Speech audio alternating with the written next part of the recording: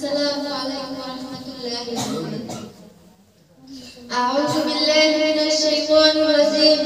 بسم الله الرحمن الرحيم.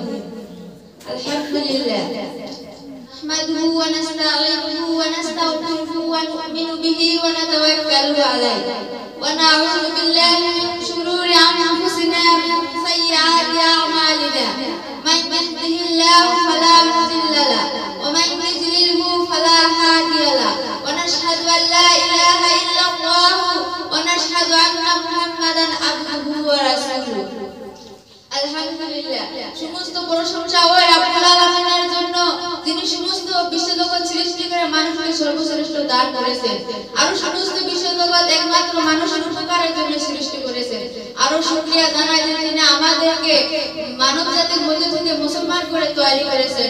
আরো শুকরিয়া জানাই যে তিনি আমাদেরকে নবী মুহাম্মদ মুস্তাফা সাল্লাল্লাহু আলাইহি ওয়াসাল্লামের উম্মত করে এই জমিনে পাঠাইছেন। আল্লাহ তাআলার কাছে না চাওয়াতে তিনি আমাদেরকে এত বড় সৌভাগ্য দান করেছেন। আরো শুকরিয়া জানাই যে তিনি আমাদেরকে এই পবিত্র জলসায় আমাদেরকে সবাইকে বসার জন্য তৌফিক দান করেছেন।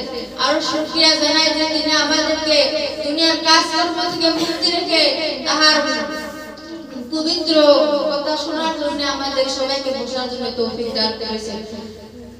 আজকে যদি আসমান জমিনকে খাতা বানিয়ে গাছ পরীক্ষাতে যদি কলম বানিয়ে সমুদ্র পানিতে যদি কলম বানিয়ে লিখতে থাকি, এই প্রশংসা শেষ করতে পারবো না। সেই জন্য সেই আল্লাহ রাব্বুল আলামিনের জন্য আমরা একবার শুকরিয়া আদায় করি। সবাই বলি আলহামদুলিল্লাহ। আলহামদুলিল্লাহ। যে নবী না আসলে আমাদের মা বাবা আসতো না, আমরা আসতাম না, সেই নবী মুহাম্মদ মুস্তাফা সাল্লাল্লাহু আলাইহি ওয়াসাল্লামের উপরে আমরা দরুদ পাঠ করি। সবাই বলি বালাগাল উলা বিকামালিহি কাশাফাত দুজা বিজামালিহি হাসনাত জামিউ ফিসালিহি সাল্লু আলাইহি ওয়া আলিহি। আজকে গোটা পৃথিবীর মানুষের জন্য নবী মুহাম্মদ মুস্তাফা সাল্লাল্লাহু আলাইহি ওয়াসাল্লামকে আল্লাহ রাব্বুল আলামিন রহমত হিসেবে পাঠাইছেন। আল্লাহ রাব্বুল আলামিন বলেন, ওমা আরসালনাকা ইল্লা রাহমাতাল লিল আলামিন। সমস্ত মানুষের জন্য, সমস্ত বিশ্বজগতের জন্য আমি হযরত মুহাম্মদ মুস্তাফা সাল্লাল্লাহু আলাইহি সাল্লামকে রহমত হিসেবে পাঠিয়ে দিলাম। আমার আল্লাহ রাব্বুল আলামিন আরো বলেন, ফামান তাবিআ হুদায়া ফালা খাউফুন আলাইহিম ওয়ালা হুম ইয়াহজানুন। আমার কোরআনের আইন যদি চালু হয়ে যায়, কোন সরকার যদি কোরআনের আইন মতো দেশ চালায়, তবে কোনো চিন্তার ভয় থাকবে না। সবাই বলে সুবহানাল্লাহ। সুবহানাল্লাহ। আসলে শান্তির চাবিকাঠি হলো ইসলামের মধ্যে।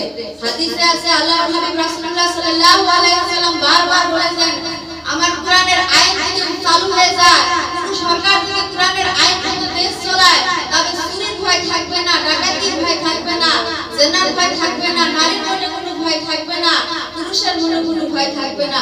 মানুষের মধ্যে মনের মধ্যে একটাই ভয় থাকবে, সেই ভয়টা হলো আল্লাহ রাব্বুল আলামিনের ভয়। তাই এই দিন জিন্দা রাখবার জন্য আল্লাহর দেওয়া জান আর আল্লাহর দেওয়া মালকে সাহায্য করতে হবে। এই জানও চিরকাল থাকবে না, এই মালও চিরকাল থাকবে না।